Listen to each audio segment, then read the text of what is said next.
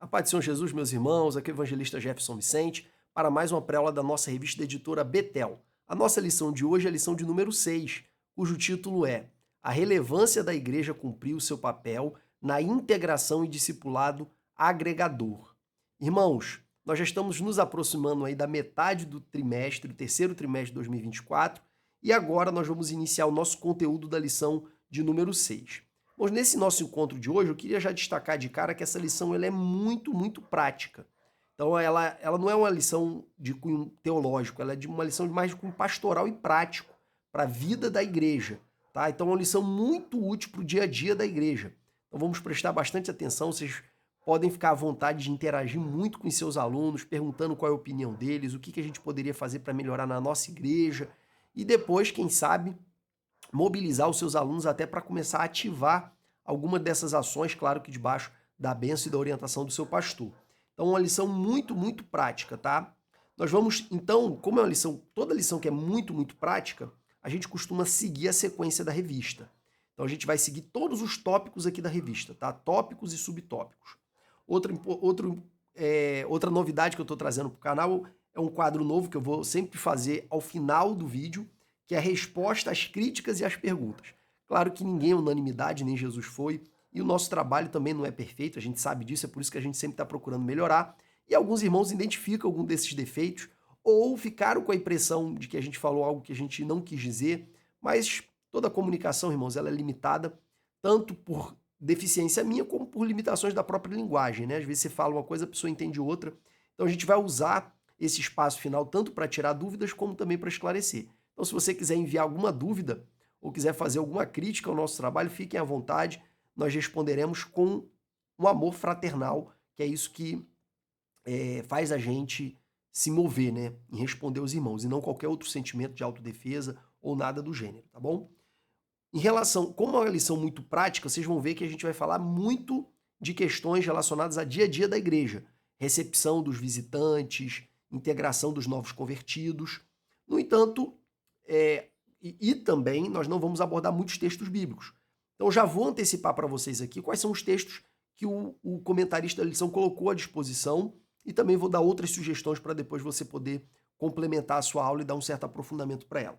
O primeiro é o texto áureo, que se encontra lá em Romanos capítulo 15, versículo 7, que fala para a gente receber uns aos outros assim como Cristo nos recebeu.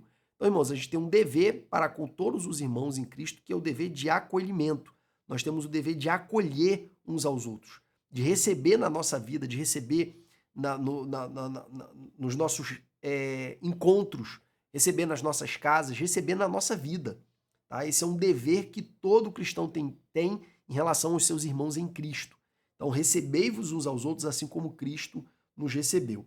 Outro texto também, ou outro conjunto de texto que eu acho relevante você destacar com a sua classe, está relacionado aqui aos novos convertidos e como eles foram integrados à igreja primitiva. É interessante que quando a igreja primitiva, quando está escrito lá em Atos Apóstolos 2, 3 e 4, que eles perseveravam todos os dias na comunhão, no partir do pão, nas orações, é dito também, nesses mesmos capítulos, que Deus teve hora que acrescentou 3.000 aos irmãos, teve hora que depois ele acrescentou 5.000.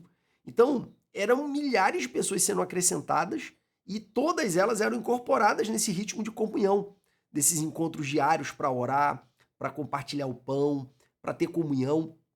E por mais que a igreja estava crescendo muito rápido, eles conseguiram agregar essas pessoas na comunhão. O único destaque que a gente tem que levar em consideração é que eles falharam um pouco com as viúvas de fala grega. Tá? Você sabe que os judeus eles espalharam pelo mundo. E o mundo naqueles dias, ele era um mundo de fala grega.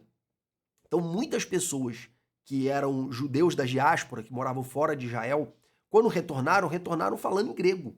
O próprio Paulo, ele falava tanto grego como ele falava também hebraico, mas algumas pessoas foram criadas no mundo helênico, chegaram falando em grego e continuaram falando grego, morando ali dentro do território de Israel.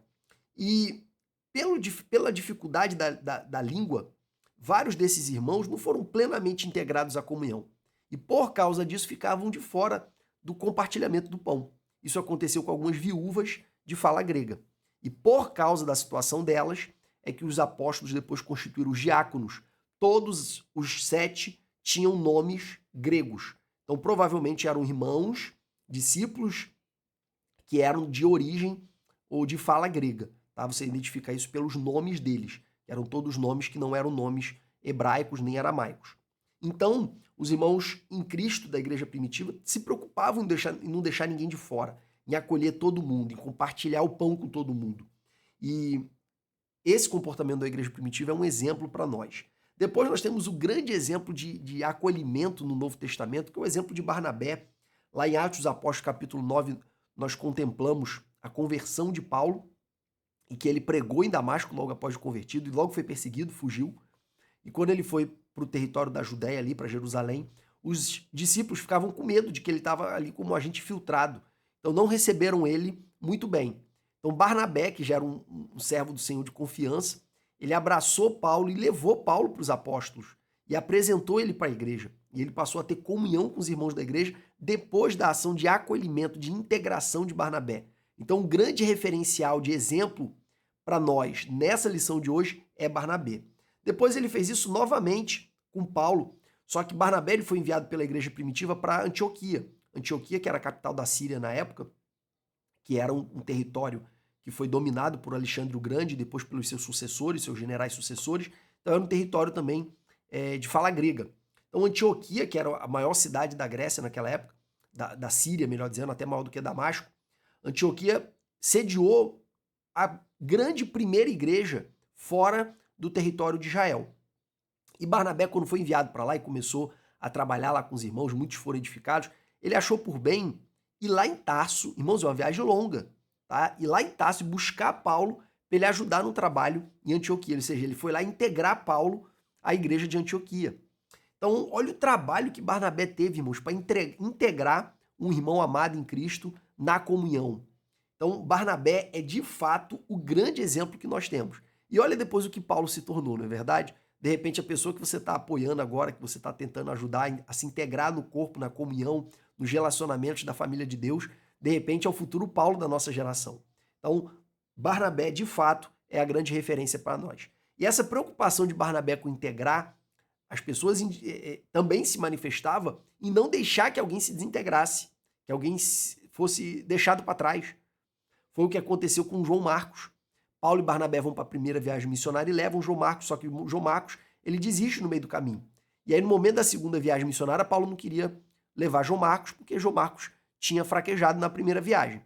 E Barnabé não aceita deixar João Marcos para trás, ele queria dar uma segunda chance para João Marcos, e aí, por causa disso, Paulo e Barnabé se dividem. Barnabé leva João Marcos e Paulo segue o seu caminho com Silas. Sendo que, posteriormente, nós vamos encontrar Paulo escrevendo: traga-me João Marcos, que me é muito útil.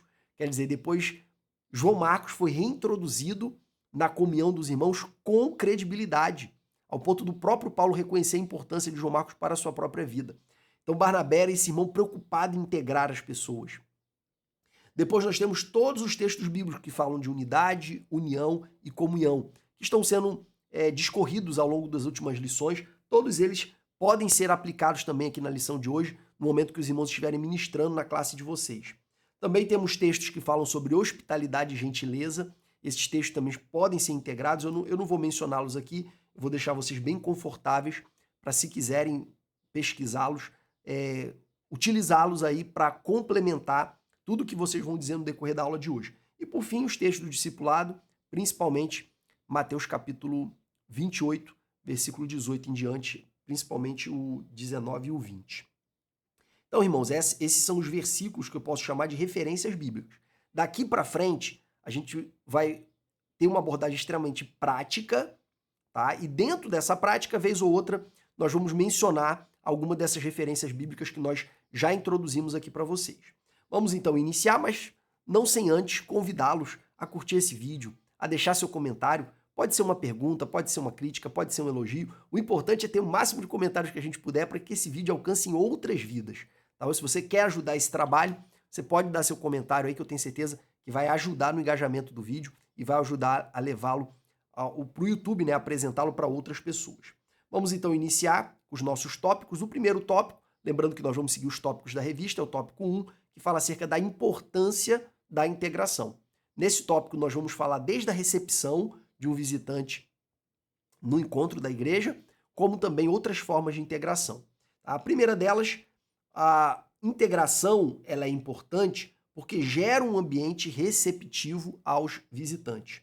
E aqui, irmãos, o autor da nossa revista ele fala acerca do Ministério da Integração. Nem toda igreja trabalha com esse tipo de ministério, tá? Na verdade, a gente nem costuma chamar de ministério dentro das Assembleias de Deus. Provavelmente ele pesquisou em fontes de igrejas históricas, as igrejas batistas, presbiterianas, metodistas, elas que trabalham mais com essa ideia de ministérios, e provavelmente seja muito popular entre elas esse Ministério da Integração.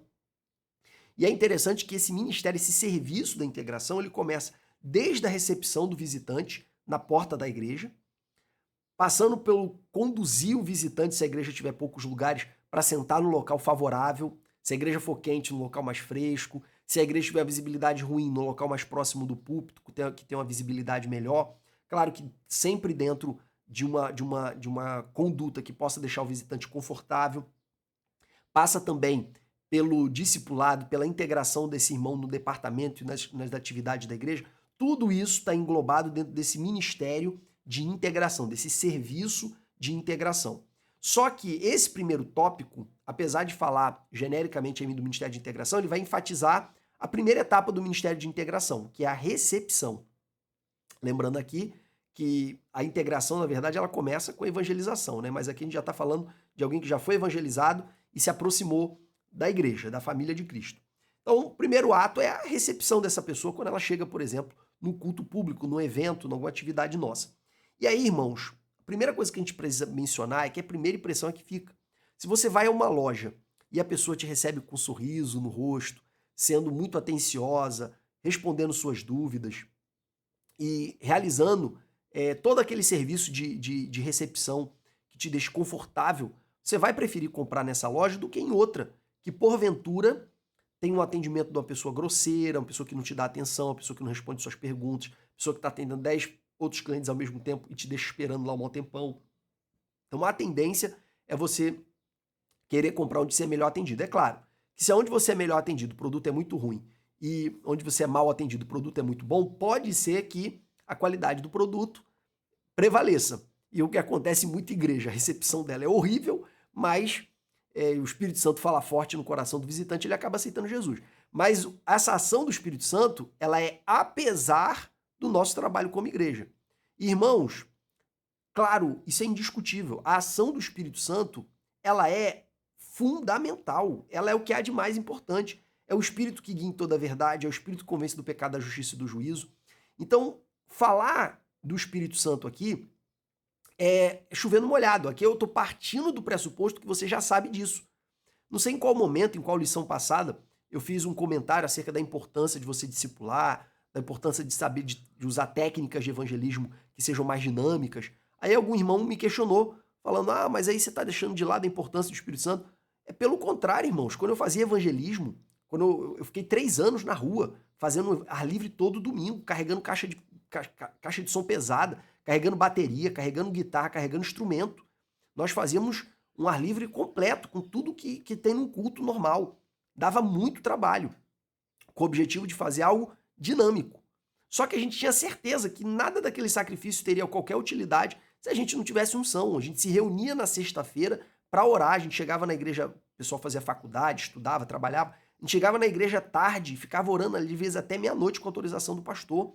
Orando, buscando, clamando, jejuando, a gente buscava muito, porque a gente sabia que o Espírito Santo ele é imprescindível. Tá? Então eu não estou entrando, eu não estou discutindo isso aqui é um pressuposto, tá bom? A atuação do Espírito Santo ela é um pressuposto, eu já estou partindo do princípio que você já sabe que o Espírito Santo ele é fundamental. Aqui a gente vai gastar tempo falando da nossa parte, tá bom? Então, essa primeira impressão, irmãos, é a que fica. Tá? Se você é maltratado num ambiente, por mais que depois você seja muito bem tratado, até ser desconstruída essa primeira impressão, demora. A primeira impressão ela dura muito tempo. Então a gente precisa gerar uma boa impressão nos nossos visitantes. E como que a gente faz isso? Faça o visitante se sentir especial. Faça o visitante se sentir especial. Como é que eu faço alguém se sentir especial? Lembre-se de um lugar, de uma loja, de um estabelecimento em que você foi muito bem atendido. E procure reproduzir essas características. Por exemplo, receba as pessoas sorrindo. Quando você sorri para alguém, você está mandando um recado para essa pessoa, dizendo para ela com seus traços, com o seu semblante, que ela é bem-vinda. Diga para ela que ela é bem-vinda. Diga para ela se sentir confortável, para ela se sentir à vontade. Tem uma recepção ativa, não fica lá só aquelas irmãs plantadas na porta, como se fosse ali 2 colunas de entrada, ou 2 diáconos carrancudos, como se fossem 2 seguranças na entrada da porta da igreja. Seja receptivo, sorria, cumprimente. Outra coisa interessante que algumas igrejas mais modernas fazem, elas fazem cartazes modernos. Sejam bem-vindos, essa é a noite do seu milagre, hoje Jesus vai falar com você. Elas usam esses cartazes. Na última igreja que eu congreguei, eu mandei fazer, paguei caro, inclusive. Só que eu tinha pouco obreiro que estava no meio da pandemia, ia pouca gente, acabou que eu não conseguia ativar a utilização desses cartazes, mas mandei fazer na gráfica, material bonito. Mas infelizmente não pude usar, mas está lá. Tomara que o pastor que me substituiu tenha colocado lá para os irmãos usarem. E aí eu dei outras ideias aqui também que não estão na revista. Tudo que tiver em vermelho aqui, irmão, são ideias minhas, tá? Eu estou trazendo para vocês complementarem. Por exemplo, conduza os irmãos visitantes até o banco. Tá? Conduza, principalmente quando a igreja estiver cheia. Às vezes a pessoa chega, ela fica meio que constrangida de sair entrando, passando pelas pernas dos outros. Quando tem alguém ali, um facilitador, um recepcionista, levando ela até o banco, ela fica muito mais confortável, fica muito menos constrangida. Outra coisa, a igreja precisa ser instruída a ceder os melhores lugares para os visitantes. Tem igreja que é pequena, que tem coluna, tem igreja que é quente. Então você vai colocar o visitante para um lugar que tenha melhor visibilidade e que também seja mais fresco, por exemplo, numa igreja muito quente. Você vai separar os melhores lugares para os visitantes. Por quê? Porque o teu objetivo é que ele fique confortável o máximo que ele puder naquele ambiente. Depois nós temos o acompanhamento da pessoa que aceita Jesus. Às vezes você tem uma igreja comprida, grande, a pessoa aceita Jesus, o pastor chama lá na frente. A pessoa já levantou a mão, ela já vai lá na frente. Se tiver alguém para ir com ela, facilita muito a vida dela. Eu já preguei em igreja que eu falei, irmão, se você quer aceitar Jesus, por favor, fique de pé. Eu tenho certeza que algum irmão vai se manifestar para te acompanhar aqui na frente. Irmãos, a pessoa ficou de pé e ninguém apareceu. Demorou lá uns 5 minutos até alguma irmã acordar para ficar de pé para acompanhar a pessoa que estava aceitando Jesus. Que foi muito desagradável, né, irmãos? Porque a pessoa ficou em pé lá constrangida. Então tenham proatividade, acompanhe a pessoa que aceitar Jesus até a frente. E não espere o fulano ou ciclano fazer. Se ninguém foi, vai você, tá bom? Só de você estar ali do lado dela, você já está sendo um acolhedor. Depois, vamos falar especificamente do introdutor. É assim que a revista chama ele, mas eu vou chamar de recepcionista, que é a linguagem que está todo mundo acostumado, tá? O recepcionista precisa ser simpático, simpática, tá? Então, qualquer membro simpático, irmãos, pode ser recepcionista. Existe uma tradição na Assembleia de Deus que diácono e diaconisa fazem tudo, certo? E os membros não fazem nada. Irmãos, você foi chamado para que Cristo seja o seu Senhor, então você é servo. Servo trabalha. Eu nunca vi servo que não trabalhe. Quando eu dirigi congregação, era a pandemia, eu já tinha poucos membros durante a última vez que eu dirigi, né? Dirigi 2 vezes. Tinham poucos membros, então eu colocava os irmãos, pessoas que já eram batizadas, já eram convictas da salvação, eu colocava eles ali para ficar na recepção. E detalhe, eu também dizia que eu não queria 2 pessoas paradas ali todo o culto, fazia escalinha. Eu falava, ó, você fica um pouquinho, quando der metade do culto, você vai lá e rende. Então, no início do culto, 2 pessoas na porta. No meio do culto, quando der 8 horas, essas 2 sentam e a terceira vai lá e fica lá sozinha, porque já não está entrando mais ninguém, certo? Agora, uma orientação que eu dava é que sempre ficasse um diácono, um obreiro mais experiente do lado de fora, principalmente um homem. Por quê? Porque se entrar um bêbado, se entrar um cachorro, o último domingo agora lá na minha igreja entrou um cachorro. Acontece, irmãos, acontece. O cachorrinho provavelmente seguiu o cheiro do dono e entrou na igreja. Aí teve que parar a pregação para tirar o cachorro. Então acontece, tá? Então é bom ter um obreiro ali um pouco mais experiente. Pode entrar um endemoniado ali também. Tem que ter alguém ali mais capacitado. De preferência do lado de fora. Agora, na porta, tem que ter aquelas pessoas que vão receber com um sorriso, que vão acolher, certo? Para que essa pessoa se sinta bem. Então, não importa se é jovem, se é adolescente, se é senhora, se é senhor, não importa. Você tem que ser simpático e tem que ter boa vontade para estar recebendo as pessoas. E para isso, para que essa pessoa seja simpática, demonstre essa simpatia, é bom ter treinamento periódico. A igreja, o pastor precisa falar sobre esse assunto, acho que ajuda muito. Também é bom ter uma escala confortável, que algumas irmãs vão de salto e aí não conseguem ficar, irmãos, 2 horas em pé, 2 horas e meia em pé. E nem tem necessidade. Tem igreja que é lotada de gente e você vê sempre as mesmas pessoas na porta, desnecessariamente. Vamos botar esse povo para trabalhar. Um monte de ovelha aí que tá obesa, só engordando, só comendo, comendo, comendo e não faz mais nada. Então, vamos botar esse povo para trabalhar. Depois, nós temos o que eu já falei antes, que é o acompanhamento do diácono, alguém mais experiente que esteja ali à porta, principalmente ali do lado de fora, para situações mais complexas. O amor, irmãos, ele é demonstrado, tá? A Bíblia fala que Deus prova o seu amor para conosco em que Cristo deu a vida por nós, sendo nós ainda pecadores. Quer dizer, o amor, ele precisa ser provado com atitudes. E uma das maneiras de você provar o amor é a simpatia, certo? Então, vamos ser simpáticos aí com os nossos visitantes e você, como professor de escola bíblica dominical, desperte o interesse dos membros da sua classe de atuarem na porta, tá? Atuarem na portaria.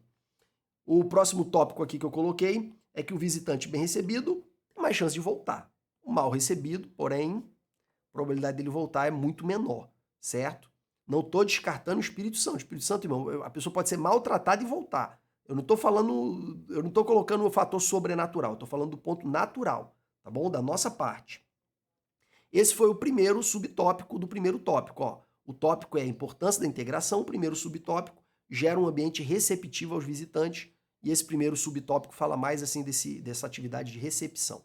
Depois, nós temos a relevância bíblica da integração. E aí aqui ele fala da igreja primitiva, e eu já falei isso na introdução, e fala de Barnabé, já falei também na introdução, tá bom? O subtópico seguinte fala que é importante, no caso a integração, né? Tá falando da importância da integração. A integração ela é importante porque segura os frutos do evangelismo. Aí aqui ele vai falar da integração no sentido mais amplo, tá? Não só no sentido da recepção, ele vai um pouco além. E ele começa citando, o comentarista, alguma estatística que ele menciona que foi apresentada pelo pastor Valdir Bícego. Eu não sei quem é, tá, irmãos? Mas, de acordo com essa estatística desse pastor, de cada 100 pessoas que se convertem, que aceitam Jesus, 10 se batizam e apenas 3 ficam após um ano. Eu não conheço essa estatística, não sei como foi feita essa pesquisa, mas a impressão que a gente tem é que é realmente assim, principalmente nas igrejas sedes. Tá? O número de pessoas que aceitam Jesus e que continuam algum tempo depois é muito pequeno. Tá? O período da minha vida que eu vi mais gente permanecer foi no período que eu e uma equipe boa demos aula para os novos convertidos. Porque ali, irmãos, foi um trabalho assim muito especial. Foi um trabalho de muita dedicação e era uma equipe grande. Então a gente conseguiu acolher bem e trazer aquelas pessoas para bem perto, tá? Porque eram bastante pessoas empenhadas nessa função. Eu vou falar disso daqui a pouco para vocês. Não era porque era um agente, é porque a gente estava imbuído dessa missão. E eu lembro também, há muito tempo antes, anos antes da gente se envolver nessa missão, tinha um outro irmão que também era muito dedicado nessa parte de aula de novos convertidos. E ele, graças a Deus, conseguia também fazer um trabalho que integrava muitas pessoas. Agora, quando você vê uma ausência desse trabalho, ou quando esse trabalho é fraco, de fato, daquelas pessoas que aceitam Jesus e das que permanecem um ano depois, a quantidade é muito pequena. E a gente tem que lembrar, irmãos, que o novo nascimento é como se fosse um novo nascimento real, certo? Uma pessoa que acaba de nascer, ela precisa ser alimentada, ela precisa ser conduzida, ela precisa ser vestida, ela precisa ser limpa, ela precisa de todos os cuidados ali em tempo integral. Uma pessoa que já está mais madura, eu tenho filha de 8, tenho uma filha de 3 e minha esposa está grávida de um bebê, que eu não sei se é menino ou menina, de 6 meses, tá? Então eu estou acostumado com isso, né? Tenho um pouquinho de experiência. Eu sei que tem alguns irmãos aqui que vão rir de mim, que já estão no 10º, né? Mas eu tenho um pouquinho de experiência nisso. Bebê, irmãos, quanto menor, mais trabalho. Quanto maior, mais orientação. Então, a gente tem que ter essa visão com o novo convertido também. A gente tem que se desgastar, ter essa predisposição de se desgastar para cuidar dos novos convertidos. Dicas. Irmãos, vamos voltar para o discipulado, principalmente do novo convertido. Vamos voltar para o discipulado. Infelizmente, não é uma tradição muito forte dentro da Assembleia de Deus Madureira. Tá? Eu falo porque eu já andei em várias, tá bom? Eu ouço falar, principalmente lá no Nordeste, que a missão ela tem uma cultura de discipulado muito mais forte. Mas em Madureira, eu vejo isso mais como uma ação espontânea de alguns campos. Tá? Eu não vejo isso como uma tradição dentro do Ministério de Madureira. Vamos mudar esse quadro, irmãos. Vamos discipular pessoas. Vamos focar em fazer com algumas pessoas aquilo que Cristo fez pelos 12. E que depois os 12 multiplicaram isso por mais 12, 1.000, 3.000, 5.000, 10.000. Que é vida na vida, que é andar junto, que é instruir desde o beabá até os assuntos mais complexos, até que essa pessoa seja madura, esteja formada em Cristo. Vamos novamente ter dores de parto, como Paulo tinha pela igreja da Galácia, tá? E formar essas pessoas para que sejam perfeitas, maduras em Cristo. E eu não tenho tempo para falar sobre isso, nem o objeto da aula de hoje, mas como a lição acaba mencionando, falando rapidamente sobre discipulado, eu gostaria de trazer esse desafio para os irmãos, de pensarem mais sobre discipulado. Por quê? Porque a pessoa vem visitar a igreja, se recebe bem, ela aceita Jesus. Depois ela é colocada numa aula de novo convertido, mas aula não é discipulado. Discipulado é vida na vida, é andar junto. A aula é aquele encontro ali. Se a pessoa faltar, você não tem mais contato, certo? Então, além da aula de novos convertidos, que eu acredito que é uma excelente ferramenta de integração, precisamos também ter uma visão de discipulado. Depois, nós temos também uma outra função que é parecida com o discipulado, mas é muito menos difícil, muito menos complexa, que é a função dos facilitadores. É um assunto pouco falado também nas nossas igrejas. Irmãos, olha só, digamos que a nossa igreja não tem a cultura de discipulado, mas tem uma excelente classe de novos convertidos, que tem um pastor, um professor excelente, tá? Que vai apresentar o evangelho, as primeiras lições do evangelho para os novos convertidos. Imagina que cada novo convertido ali tem um facilitador, que é alguém mais ou menos com a sua idade, que está responsável por acompanhar aquela pessoa nas aulas e também nos cultos, trazendo essa pessoa para sentar no departamento. Imagina o grau de integração dessa pessoa em relação àquelas que estão largadas, que assiste a aula de novo convertido, depois senta lá na igreja, normalmente senta lá para trás, se ainda não conhece ninguém. Às vezes a pessoa aceita Jesus e já tem algum amigo dentro da igreja, mas às vezes ela não conhece ninguém. Essa pessoa fica largada lá, certo? Vai passar anos, às vezes, igual em igrejas sedes, e ninguém nem vai saber que ela existe. Então, queridos, a gente precisa falar sobre discipulado, mas num nível um pouco mais básico, mais fácil, que dá para implementar imediatamente, a gente pode falar de facilitador. Inclusive, você pode desafiar o seu aluno de escola bíblica dominical a ser um facilitador, a perguntar para o professor da classe de novos convertidos se ele pode participar da aula, se tem alguém na aula, na classe, mais ou menos da idade dele, para ele poder se integrar a essa classe e ser um facilitador, que é andar junto com essa pessoa, convidar essa pessoa para uma saída, convidar para um ensaio, convidar para um comes e bebes, enfim, ser um facilitador.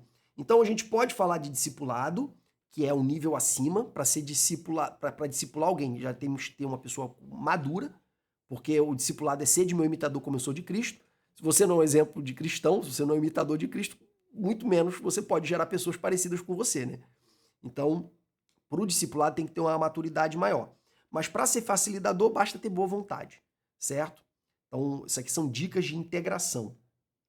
E aí a dica que eu queria deixar para vocês é essa, que a classe de novos convertidos sempre tivesse o novo convertido e um discipulador ou um facilitador. Tá? Acho que seria isso fundamental, tá bom? E se você ainda não curtiu e não comentou, depois dessas dicas eu acredito que você vai curtir e vai comentar. Vamos continuar. Vamos para o nosso tópico 2, a integração plena do novo convertido. Aqui a gente vai aprofundar esse assunto, vai aprofundar esse tema a partir de outras verdades trazidas pela revista, tá? Primeiro tipo de integração, o autor aqui vai trazer 3 tipos de integração, tá? Ele vai trazer a integração espiritual, integração eclesiástica e a integração social. A integração espiritual, irmãos, ela é primordialmente uma obra do Espírito Santo. Ela é feita através do novo nascimento. Através do novo nascimento, a pessoa é adotada como filho de Deus e integrante da família de Cristo. Ela passa a integrar o corpo de Cristo, ela passa a ser templo do Espírito Santo com a igreja. Então, essa obra, o protagonista dessa obra é o Espírito Santo. Isso aí é insubstituível.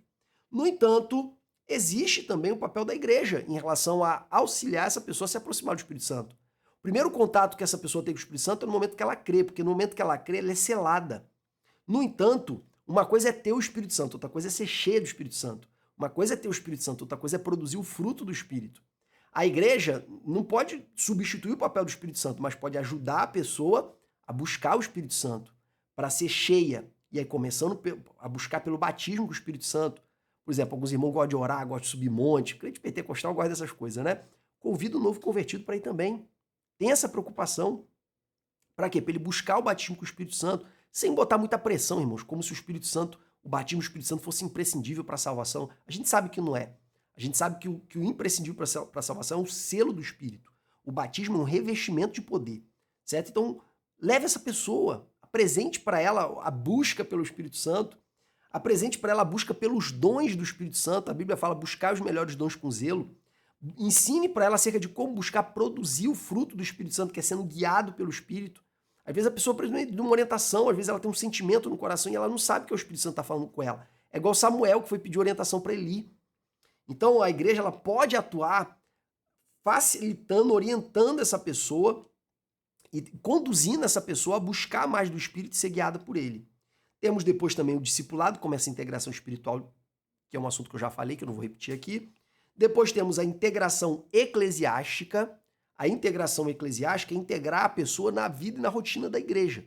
Essa integração eclesiástica, irmãos, que é a integração na comunhão da igreja, nas reuniões dos cultos públicos, na edificação mútua, como, por exemplo, participação da escola bíblica dominical, de um ensaio, de um momento de oração, da adoração coletiva. Então, essa integração na rotina da igreja, ela é muito importante para o desenvolvimento espiritual dessa pessoa. E é necessário que a igreja se preocupe em fazer essa tarefa. Porque pai que tem muito dono morre de fome. Então é importante que cada departamento tenha ali um facilitador já nomeado ou alguns facilitadores com essa responsabilidade de estar trazendo esses novos convertidos aí para as atividades da igreja. Também é necessário introduzir essa pessoa na evangelização e no discipulado. Como assim no discipulado, Gerson? Mas ela ainda está sendo discipulada? Sim. Mas ela tem que ser introduzida na visão de evangelização e na visão do discipulado. Por quê?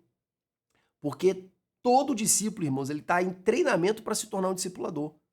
Todo discípulo é preparado para discipular. Então, quando ela começa com essa visão, ela já vai prestar mais atenção, ela já sabe que um dia vai ter que ensinar isso para alguém. Então, a igreja precisa introduzir essa pessoa nesse mundo, de que um dia ela vai ter que pregar, de que um dia ela vai discipular, de que um dia ela vai cuidar de vidas. Depois temos a integração social. Irmãos, quando a pessoa se converte e ela já tem amigos na igreja, é muito mais fácil. Mas quando ela não tem amigos dentro da igreja, é uma vida muito difícil. Antes, o ser humano tem sede de relacionamento. Nós fomos feitos em imagem e semelhança de Deus, e Deus é um ser, por definição, relacional, porque ele é Pai, Filho e Espírito Santo. Então, nós somos seres relacionais. Então, a pessoa tinha a rotina do futebol, a rotina do bar, a rotina da festa, a rotina... Ela tinha as rotinas dela de convívio social. E aí, de repente, ela aceita Jesus e ela não vai ficar nos lugares onde ela era tentada, certo? Onde ela será tentada a voltar para o pecado. Então ela naturalmente vai se afastar dessa rotina de convivência que ela tinha antes. Só que ela vai ter que continuar com fome e sede de relacionamento. Então é necessário introduzir essas pessoas também na vida social da igreja. Como é que se faz isso? Introduzir a pessoa na vida social da igreja. Irmãos, pensa no seguinte, se nós somos irmãos em Cristo, se a gente tem que ser irmão, a gente também tem que ser amigo, porque ser amigo é menos do que ser irmão. Certo? A Bíblia fala que tem amigo mais chegado que irmão, né? Então, quando a gente fala de ser irmão em Cristo, a gente tem que pensar em ser amigo em Cristo também. Não faz sentido falar em ser irmão em Cristo sem ser amigo em Cristo. A gente tem que buscar ter esse relacionamento próximo com as pessoas, de amizade. Uma frase que eu gosto de citar, que eu já ouvi uma vez, é que o reino de Deus é um reino de amigos. Se você não consegue fazer amigos no reino de Deus, irmão, você tem algum problema no teu evangelho, na tua vida com Deus, na tua vida de igreja. Tá? Você precisa entender que ser família é ser amigo. Então você é da família de Deus, você tem que ter amigos na família de Deus, é o mínimo. Então trazer essa pessoa para as amizades. Como assim, Jefferson? A galera vai comer uma pizza, chama um novo convertido. A galera vai correr, vai andar de bicicleta. Chama, se preocupe. Integre essa pessoa nas atividades de vocês. E aí a gente tem um problema, né, com algumas igrejas que já perderam o fôlego, já perderam o ânimo, já não tem mais atividade nenhuma.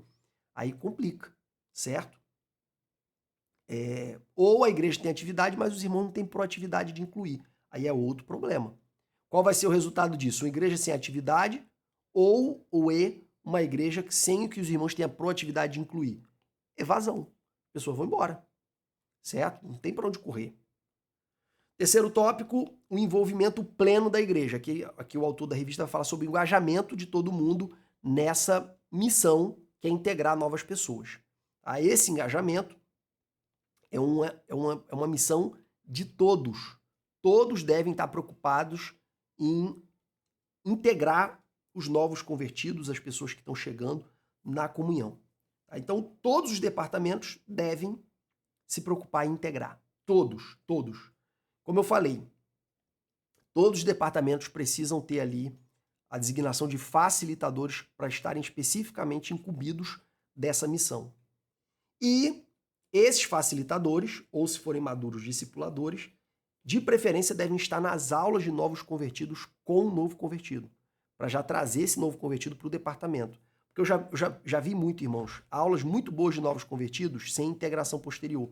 Aí a pessoa participa, se fortalece em Cristo, mas não consegue se integrar no departamento e fica lá para trás, na igreja, sem viver a plenitude de comunhão dentro da Assembleia de Deus, que é feita dentro dos departamentos.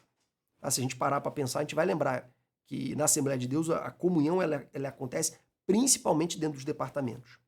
Então é muito importante a presença dos facilitadores. Depois, nós temos também aqui uma criticazinha aos departamentos que dificultam a integração. Como assim, Jeff? Departamentos que dificultam a integração. Queridos, existem departamentos que possuem uma visão exclusivamente musical da sua missão. Ele não tem uma visão pastoral da sua missão. Ué, Jeff, como assim visão ministerial, visão pastoral? Explica melhor. Vamos lá, eu explico. A missão do departamento não é apenas cantar. Irmãos, o departamento ele também canta. Mas o objetivo do departamento na Assembleia de Deus é cuidar das pessoas em auxílio ao pastor. Esse é principalmente nas igrejas maiores. Eu fui líder de mocidade 2 vezes, tá? Fui coordenador geral de jovens. E durante esse período, eu tinha essa preocupação de ser o pastor deles. Eu era da igreja sede, igreja grande. As pessoas não têm muito acesso ao pastor presidente. Então eu tinha essa preocupação de ser o pastor deles. Mas sem me apresentar como pastor, nada disso. Mas tendo cuidado, o zelo espiritual pela vida deles. Eu tinha essa preocupação e tem que ser uma preocupação dentro de cada departamento. O departamento não pode ser um grupo apenas que canta, faz festividade e paga a saída. A gente tem que ter uma visão muito mais ampla, tá? Dentro dessa compreensão, dessa missão da igreja de integração. Bênçãos envolvidas na integração. Existe um prazer, irmãos, relacionados na integração. O primeiro deles é o prazer da edificação recíproca. Irmãos, é maravilhoso você ver as pessoas crescendo em Cristo. É maravilhoso, maravilhoso. Tá? Só quem teve a experiência de discipular, só quem teve a experiência de acompanhar as pessoas desde os primeiros passos da conversão até o momento que ela se desenvolve, se torna um obreiro, se torna uma pessoa firme nos caminhos do Senhor, só quem passou por esse processo e vê as transformações, o abandono do pecado, a cura de sentimentos mal curados no mundo, só quem já viveu isso sabe o quanto isso é maravilhoso. Então é um prazer, tá? Como o autor da revista colocou. Segundo lugar, quando você estimula os membros da igreja a atuarem nesse ministério de facilitação e de cuidado, você automaticamente já está preparando essas pessoas para no futuro, para mais tarde, atuarem também em cargos eclesiásticos mais elevados. Por quê? Porque ela já vai estar treinada em cuidar de vidas. Então, colocando ela para cuidar com um pouco menos de responsabilidade, vai treiná-las para cuidar depois com mais responsabilidade. Então, você acaba desenvolvendo mais as lideranças da igreja ao estimular os irmãos a exercer esse trabalho de facilitação. Depois, temos a qualidade da pessoa que faz a integração como o último subtópico da nossa lição. Depois desse subtópico aqui, a gente vai passar para respostas às críticas e às perguntas dos irmãos. Vamos falar então sobre as qualidades da pessoa que atua na integração. Vamos aqui, eu só quero fazer um destaque. O autor da revista colocou essas qualidades, mas eu vou discordar um pouquinho só dele, tá bom? Vamos lá. Primeiro, ele colocou que a pessoa tem que ser convicta de sua salvação. Isso aí eu concordo 100%. Se a pessoa não é nem convicta da salvação dela, como é que ela vai ajudar outras pessoas que estão chegando? Não tem como, né? Cheia do Espírito Santo. Aqui, eu acho que não é tão necessário, principalmente para as funções de recepção e de facilitação. Não precisa. Pode ser irmãos, olha a mulher samaritana. Ela acabou de ser evangelizada, ela já trouxe uma multidão para perto de Jesus. Para trazer e para fazer esse primeiro contato, irmão, não precisa ser um Paulo da vida, não, tá? Isso aí é um degrau acima. Agora, para ser um discipulador, para ser um professor de uma classe de novos convertidos, Aí sim, aí a pessoa precisa ser cheia do Espírito Santo, até porque vai discipular alguém e aparece um demônio, ela não sabe, não consegue expulsar o demônio. Como é que fica a situação da vida dela? Aí é complicado, né? Tem que ter conhecimento bíblico? Depende da área de integração. Para recepção e facilitação, não. Precisa ter um exímio conhecedor da Bíblia. Muito embora todo crente tenha que conhecer a Bíblia, eu não estou descartando isso, tá? Só estou falando que não precisa dominar as doutrinas bíblicas, nada disso. Conhecimento do plano da salvação, todo crente também deveria conhecer. Mas não é um requisito para ser recepcionista e para atuar como facilitador. Tem que ter tudo isso para ser discipulador e professor de novos convertidos, mas não para ser um facilitador, né? Sabedoria e paciência. Claro, tem que ter paciência, tem que ter sabedoria, isso todo crente tem que ter. Mas, mais uma vez, eu não acredito que é um requisito fundamental para essas funções mais básicas. Tá? Então, eu concordo com o comentarista da lição, se estivermos falando de um professor de classe de novos convertidos, de discipulador, se estivermos falando de líder de departamento, que também é um integrador, ele também integra as pessoas. Então, essas funções de liderança na igreja, eu acredito que tem que ter todas essas características aqui. Se você parar para pensar, são as características dos diáconos, dos presbíteros e dos pastores, dos bispos, né? De acordo com as recomendações do Novo Testamento. Então, não discordo para as funções mais importantes, mas para ser recepcionista e facilitador, irmão, qualquer um que tenha boa vontade e simpatia pode ser. Tá? Não, só precisa disso, tá bom? Vamos agora para as funções que estão relacionadas a essa atividade de integração. Isso aqui é até para despertar a curiosidade, o interesse dos seus alunos, da sua classe, em relação a atuar, tá? Atuar.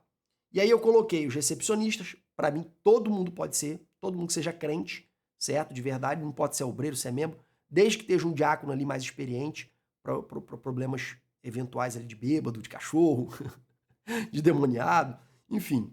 Então, tendo essa supervisão aí de um diácono mais experiente, para ficar ali recepcionando, sorrindo, dizendo bem-vindo, conduzindo ao banco, não precisa ser, basta de um treinamento básico, é o suficiente. Obreiro da portaria, que é esse diácono mais experiente, ou até um presbítero, se não tiver um diácono, enfim. Pessoas que levantem para acompanhar a pessoa para aceitar Jesus, é outra atividade que qualquer um pode ser, independentemente de escala. Os facilitadores, que é aquelas pessoas que vão acompanhar o novo convertido. Por exemplo, o novo convertido sentou lá atrás, o facilitador vai sentar lá atrás também. Pô, posso sentar aqui do seu lado? Posso sentar aqui perto de você?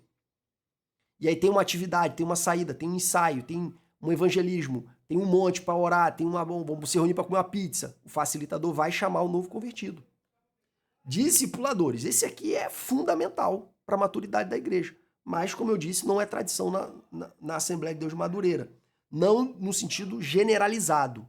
Tem em muitos lugares, mas não em sentido generalizado, que é vida na vida. Depois nós temos professores de classe novos convertidos. É necessário ter um professor. E ele não pode ser improvisado, irmãos. Tem que ser alguém maduro. Tá? Vai lidar com dilemas e questionamentos, às vezes complexos. Pessoas que já foram ateus, pessoas que vieram com a vida muito torta do mundo. Tem que ser pessoas qualificadas. Não precisa ter cargo de pastor ou nada disso, mas tem que ser alguém maduro, tá bom? E depois nós temos todos os demais irmãos. Todo mundo pode ajudar, sendo carinhoso, sendo receptivo, sendo acolhedor. Todo mundo pode ajudar nesse ministério de integração, tá bom? Vamos agora à resposta às críticas. E esse quadro novo que eu estou levantando para vocês, lembrando que todas as respostas serão em amor. Vocês vão ver que algumas críticas são bem respeitosas e carinhosas, outras são mais ácidas. Nós vamos responder a todas elas de maneira fraterna, até porque a nossa missão aqui não é contender, certo?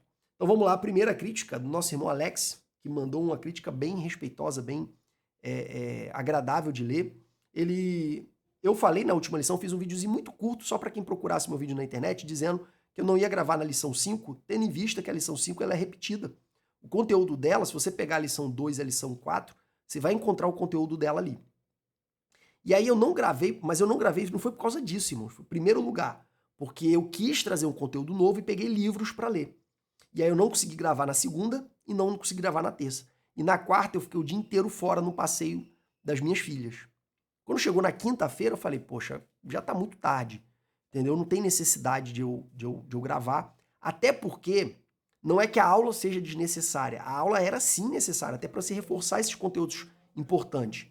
Mas a minha aula não era necessária porque o que eu diria já estava na internet, na lição 2 e na lição 4. Tá bom, Alex? Então não é que a aula não seja importante, tá, meu irmão?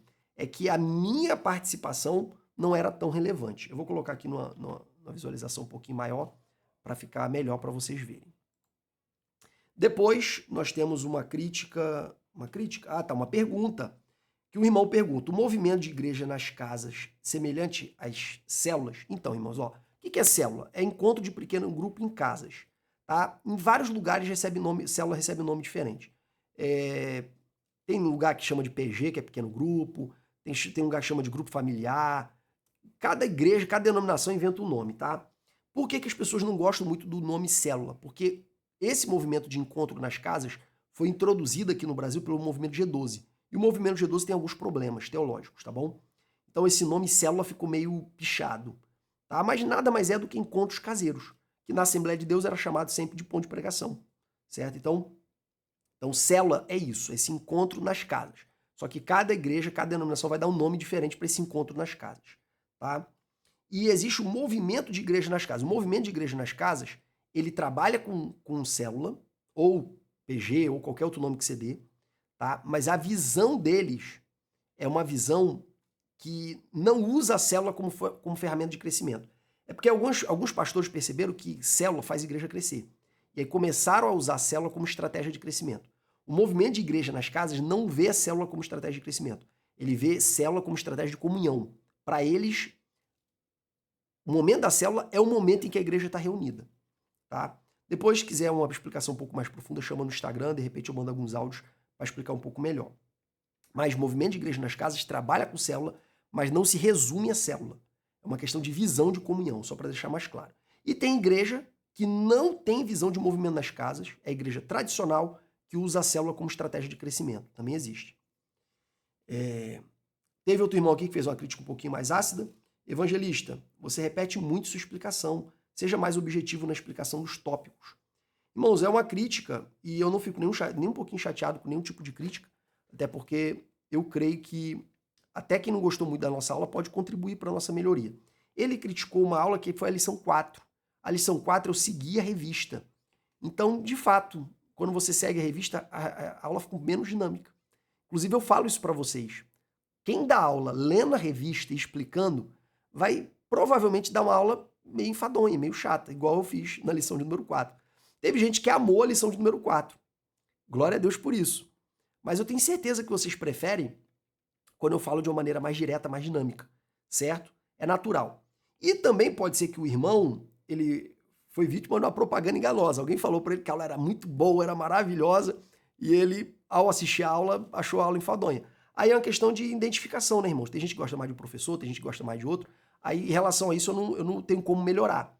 Mas, em relação a tornar a aula mais dinâmica através de uma exposição que não siga ali a repetição da revista, é claro que isso dá para melhorar sim. Então, todas as vezes que eu seguir a revista, sempre vai ser um pouco menos dinâmica, tá? Infelizmente, é desse jeito. Então, terão aulas menos dinâmicas, porque eu estou seguindo a revista, e terão aulas mais dinâmicas que eu vou falar de bate-pronto, como se eu estivesse pregando ou ensinando na minha classe. Tá? Essas aulas serão mais dinâmicas. Então, imagino que o nosso irmão Marcos, ele já tenha assistido alguma aula outra nossa mais dinâmica e não gostou tanto da lição 4, é do jogo, faz parte. Depois temos um outro irmão aqui, que ele discordou quando eu falei que Deus envia pessoas para as igrejas mais estruturadas, que vão poder acolhê-las melhor. Ele falou, não, isso aí não é Deus que manda, é porque essas igrejas evangelizam mais, elas... Irmãos, eu não discordo em absolutamente nada do que você está falando. Quando eu falo que Deus manda, eu não estou falando que a pessoa fica em casa sentada, Deus pega ela, arrasta ela para a igreja melhor, não. Não é isso, não. Quando eu falo que Deus manda, é no seguinte sentido. A pessoa visita uma igreja, não é bem recebida, não é bem acolhida, não tem um ministério ali de discipulado, não tem um ministério ali de aula de novos convertidos, não tem nada disso. Ela vai na outra, ela é bem recebida, ela é acolhida, tem um facilitador que senta do lado dela quando ela volta lá, tem alguém que anota o WhatsApp dela para perguntar se ela vai no próximo culto, ela é integrada num discipulado sério, vida na vida. Irmãos, onde que o Espírito Santo vai tocar no coração dela para ela estar? No lugar onde as pessoas estão cooperando mais com a ação do Espírito. Então é nesse sentido. Mas é claro, não é a pessoa em casa e Deus arrastando ela, não foi nesse sentido. Me desculpe se eu dei a entender isso, tá bom? E para finalizar, breve revisão, importância da integração. Aqui falamos da importância da recepção, falamos também acerca da importância do discipulado, e no tópico 2 nós falamos acerca da integração plena do novo convertido, integração espiritual, eclesiástica e social. E por fim falamos do envolvimento pleno da igreja, principalmente do envolvimento dos departamentos, dos discipuladores, dos facilitadores, dos recepcionistas e todas as demais pessoas que atuam desta maneira. E assim finalizamos a nossa aula de hoje, agradecendo vocês pelo carinho de sempre, e que Deus os abençoe e dê uma aula tremenda através de vocês para os seus alunos, em nome de Jesus.